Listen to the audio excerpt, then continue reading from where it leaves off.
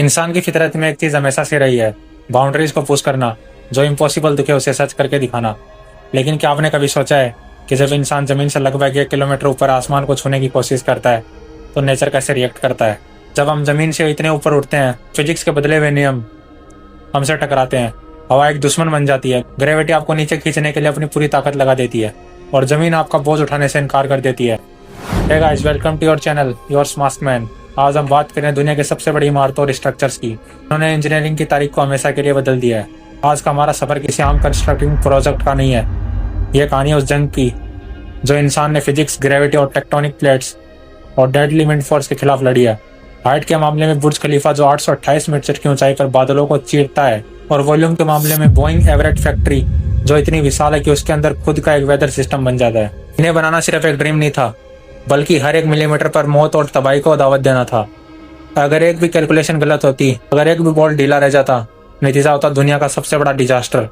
इंसान ने नेचर को कैसे हराया, किस तरह मिट्टी और कांच के इस ढांचे को आसमान का राजा बना दिया गया। योर स्मार्ट मैन पर हम इस मेगा इंजीनियरिंग का पन्ना पन्ना खोलेंगे। एक ऐसा सफर जहां आपको पता चलेगा कि कैसे इंसान ने अपनी जिद से मिट्टी को आसमान बना दिया। Let's find out. किसी भी इमारत की कहानी उसके टॉप से नहीं, उसके सबसे नीचे के हिस्से से शुरू होती है, जिसे कि हम फाउंडेशन कहते हैं। बुर्ज खलीफा का कुल वजन लगभग 5 लाख टन है। अब एक पल के लिए ठहरिए और सोचिएगा, इतनी भारी स्ट्रक्चर जिसका वजन लाखों हाथियों के बराबर है, और उसके नीचे क्या है? दुबई की कमजोर फिसलती हुई रेत। यह कोई ठोस चट्टान या पहाड़ नहीं है, यह डेजर्ट सैंड है जो हर पल अपना रास्ता बदलती है। अगर यहाँ एक नॉर्मल फाउंडेशन बनती है तो इमारत जमीन में धंस जाती है, या फिर एक तरफ झुककर तहस नहस हो जाती है। इंजीनियर्स के सामने सबसे बड़ा सवाल यह था कि धंसने वाली रेत पर 5 लाख टन का बोझ कैसे टिकाया जाए।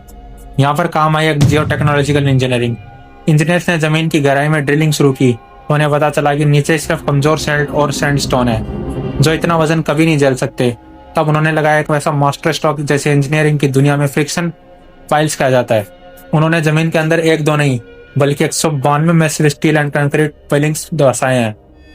इनमें से हर एक पाइप का डायमीटर 1.5 मीटर है और ये जमीन के अंदर 50 मीटर तक गहरे हैं। अब आप सोच रहे होंगे, अगर नीचे की ठोस चट्टान नहीं है तो ये पाइल्स बिल्डिंग को कैसे रोकती है? जवाब है फ्रिक्शन यानी रगड़। जब आप 192 पाइप्स रेत के अंदर इतनी गहराई तक जाते हैं तो रेत के पार्टिकल इन पाइप्स की कंक्रीट सरफेस के साथ चिपक जाते हैं। ये बिल्कुल वैसा ही है जैसे आप एक लकड़ी की कील को मिट्टी में बहुत गहरा ठोक दें तो उससे निकलना नामुमकिन हो जाता है, क्योंकि मिट्टी उसे हर तरफ से पकड़ लेती है। ये पाइल्स रेत के साथ इतना ज्यादा स्किन फ्रिक्शन क्रिएट करते हैं कि पूरी इमारत का वजन ये रेत ही झेल लेती है बिना किसी सॉलिड रॉक के सपोर्ट से। इस फाउंडेशन को एक मैसिव कंक्रीट स्लैब से जोड़ा गया है जिसे पोडियम या रेफ्ट कहते हैं, जो खुद 3.7 फीट मोटा है। यह फाउंडेशन जमीन के नीचे छुपा हुआ सच है जिसके बिना बुर्ज खलीफा का वजूद ही नामुमकिन था। लेकिन जैसे ही आप जमीन से ऊपर उठते हैं, कहानी बदल जाती है। जमीन पर खड़े होकर हमें लगता है कि सबसे बड़ा दुश्मन ग्रेविटी है जो हर चीज को नीचे खींचती है, लेकिन 800 मीटर की हाइट पर असली दुश्मन ग्रेविटी नहीं, असली दुश्मन है हवा, द विंड मॉन्स्टर। आसमान में जब भी आप इतनी ऊंचाई पर जाते हैं तो वहां चलने वाली हवाएं आम नहीं होती। 800 मीटर की हाइट पर हवा की स्पीड अचानक बढ़कर 240 किलोमीटर पर आवर की तक पहुंच सकती है। यह स्पीड किसी डेडली कैटेगरी हरिकेन के बराबर है। जब इतनी तेज हवा एक फ्लैट और सीधी बिल्डिंग से टकराती है तो वो बिल्डिंग के पीछे लो प्रेशर जोन बनाती है, जिससे वहां हवा के चकावट यानी विंड वोर्टिकस बनते हैं। ये वोर्टिसेस बिल्डिंग को लेफ्ट राइट इतनी तेजी से चलाते हैं कि कंक्रीट के अंदर क्रैक्स आ सकते हैं और बिल्डिंग पलक झपकते ही गिर सकती है। इस फिनोमेना को वोर्टेक्स सीडिंग कहते हैं। इस मौत के खेल से बचने के लिए स्ट्रक्चरल इंजीनियर बिल बेकर ने एक क्रांतिकारी डिजाइन तैयार किया है जिसे बटर स्टैट कोर कहा जाता है। उन्होंने बिल्डिंग को एक सीधा पिलर बनाने की जगह वाई शेप डिजाइन दिया है। यह डिजाइन बिल्कुल एक ट्राइपॉड की तरह काम करता है। इसमें एक सेंट्रल कोर होता है और 3 स्विंग्स बाहर की तरफ निकले होते हैं जो एक दूसरे को सपोर्ट देते हैं। अगर हवा एक तरफ से मुक्का मारती है तो बाकी के 2 विंग्स उसे झेल लेते हैं। लेकिन सिर्फ वाई शेप काफी नहीं था, हवा को धोखा देना जरूरी था। इसलिए अगर आप बुर्ज खलीफा को ध्यान से देखोगे तो इसके ऊपर स्टेप्स जाते हैं, एक स्पाइरल पैटर्न में छोटे होते हुए चले जाते हैं। हर स्टेप पर बिल्डिंग का शेप बदल जाता है।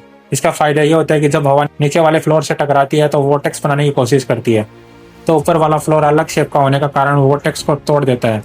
हवा कंफ्यूज हो जाती है, उसे समझ ही नहीं आता कि इमारत पर अपना प्रेशर कहाँ बनाना है। हवा बिल्डिंग से टकराती जरूर है, लेकिन बिना कोई बड़ा प्रेशर बनाए साइड से निकल जाती है। इंसानी दिमाग ने नेचर के सबसे बड़े रास्ते को भटका दिया है। लेकिन दोस्तों, योर स्मार्ट मैन पर आप एक ऐसी बात जो बहुत कम लोग जानते हैं। इतना सब कुछ करने के बाद भी फिजिक्स के नियमों को पूरी तरह खत्म नहीं किया जा सकता।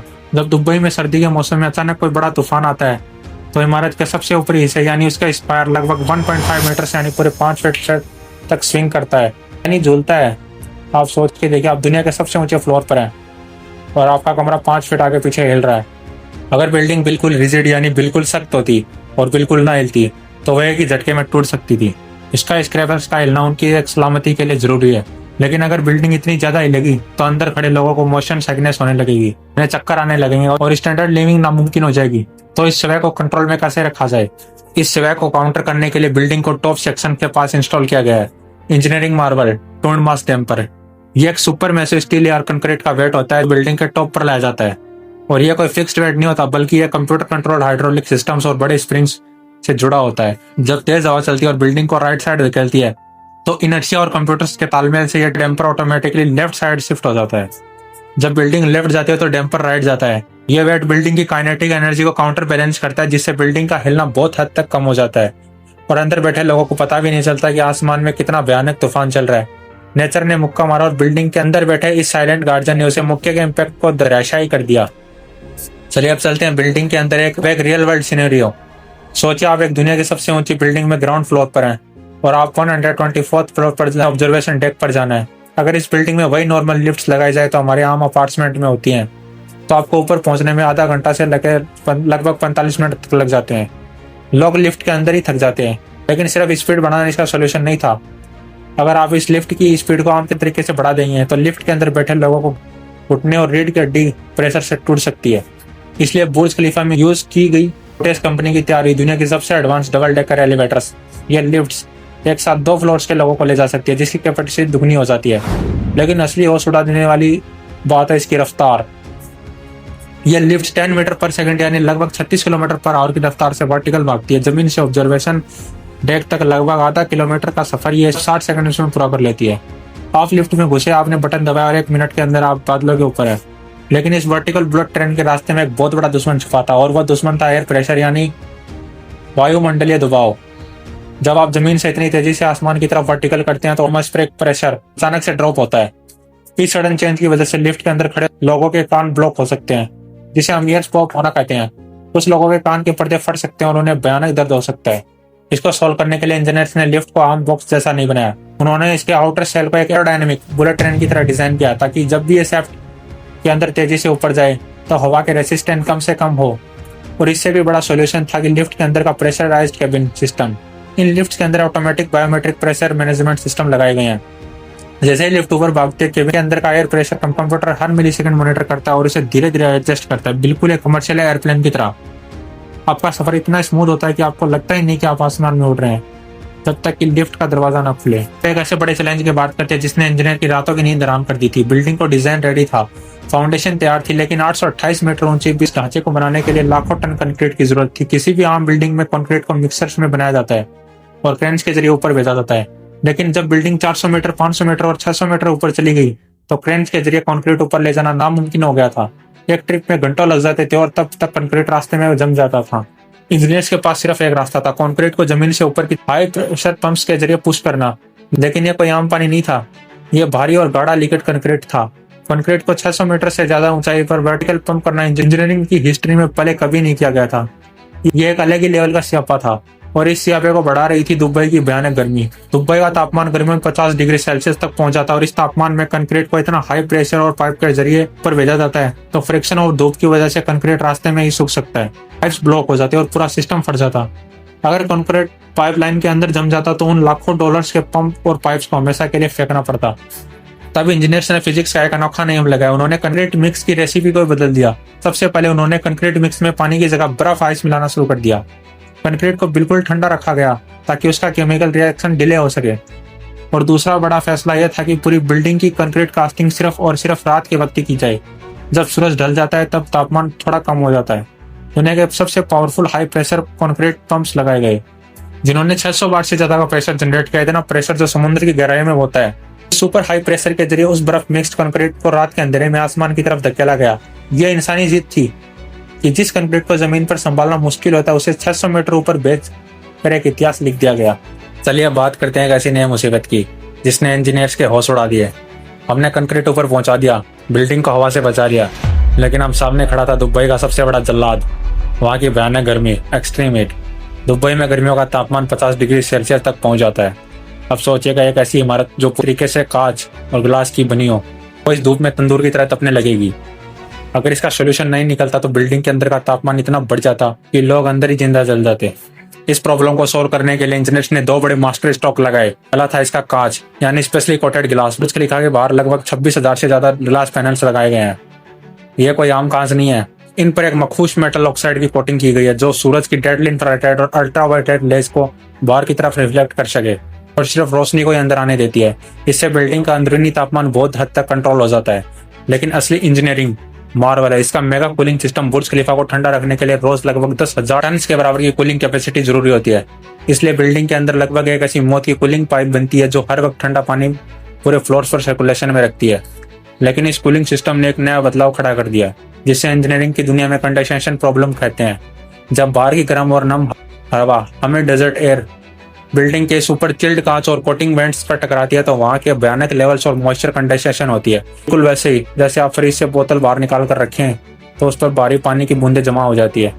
अब सोचिएगा, इतनी विशाल बिल्डिंग पर जब कंडेंसेशन होता है तो हर साल इस बिल्डिंग में लगभग 15 मिलियन गैलन्स यानी लगभग 5.5 करोड़ लीटर पानी सिर्फ हवा के मॉइस्चर से टपकता है। अगर यह पानी आम तरीके से नीचे गिरता तो बिल्डिंग के आसपास हर वक्त फ्लड यानी बाढ़ जैसा माहौल रहता और कंक्रीट को खराब कर देता। इंजीनियर्स ने इस डिजास्टर को एक अपॉर्चुनिटी में बदल दिया। उन्होंने पूरी बिल्डिंग में अलग अलग कंडेंसेशन कूलिंग सिस्टम डिजाइन किया है। यह सिस्टम छत और दीवारों से टपकने वाले एक बूंद पानी को कलेक्ट करता है, उसके पाइप्स के जरिए नीचे विश्व में भेजता है। और आपको जानकर हैरानी होगी कि इस कलेक्ट किए गए पानी से बुर्ज खलीफा के आसपास में विशाल फाउंटेन्स यानी फाउंटेन सिस्टम और वहाँ के गार्डन्स को पानी दिया जाता है। नेचर ने जो आग बरसाई है, इंसान ने इंजीनियरिंग से उसे ही अमृत बनाकर अपनी प्यास बुझा ली। चाहे रेत पर टिकी 828 मीटर ऊंची खड़ी इमारत हो, उसमें लगा होश उड़ा देने वाला टूंड मास डैम्पर हो, बुलेट ट्रेन की स्पीड से चलने वाली लिफ्ट्स हो, या फिर हवा की नमी से पूरे शहर को हरा भरा करने वाला वो अनोखा कूलिंग सिस्टम, ये मेगा स्ट्रक्चर हमें एक बात की सिखाता है। इंजीनियरिंग सिर्फ स्टील और कंक्रीट का ढांचा नहीं है, यह इंसानी जिद और लगन की जीत है। वो जिद जो हर उस इंसान को नकार देती है जिसे दुनिया इम्पॉसिबल कहती है। लेकिन इस पूरी कहानी की सबसे खूबसूरत बात जानते हैं क्या है? यह इमारत सिर्फ नेचर पर इंसान की जीत का निशान नहीं है, बल्कि यह इस बात का बड़ा सबूत है कि दुनिया भर के दिमाग, चाहे वो अमेरिका के डिजाइनर्स हो, यूरोप के इंजीनियर्स हों या ऐसे के मेहनती वर्कर्स, एक साथ मिलकर एक सपना को पूरा करने के लिए निकलते हैं तो वो आसमान भी टूटा पड़ जाता है। ये इमारत हमें सिखाती है कि जब भी हमें बाउंड्रीज को पुश करते हैं तो हम सिर्फ ऊंचे नहीं उठते, हम बेहतर बनते हैं। नेचर से दुश्मनी नहीं बल्कि उसके नियम को समझकर उसके साथ तालमेल बिठाना ही हमारी सबसे बड़ी कामयाबी है। इंसान की जिद कभी रुकेगी नहीं। आज 1 किलोमीटर है, कल सफर इससे भी आगे जाएगा। लेकिन एक बात हमेशा याद रहेगी, हर सपने के पीछे एक बहुत ही बढ़िया इंजीनियरिंग टीम होती है, वो सब मिलकर काम करते हैं। अगर आपको इंजीनियरिंग के हिडन सीक्रेट और फिजिक्स के इंसानी जीत की कहानी पसंद आई तो योर मास्क मैन को सब्सक्राइब करना मत भूलना। बेल आइकन दबाइए ताकि ऐसी माइंड ब्लोइंग डॉक्यूमेंट्रीज आप तक पहुंचती रहे। इस वीडियो को अपने दोस्तों के साथ शेयर करें और कमेंट में बताएं कि आपको इस मेगा इंजीनियरिंग का सबसे बेस्ट पार्ट कौन सा लगा। मिलते हैं अगली वीडियो में एक नए सफर और एक नई माइंड ब्लोइंग कहानी के साथ। तब तक के लिए आप अपने सपनों को ऊंचा रखिए। Keep explore, keep learning. Good bye.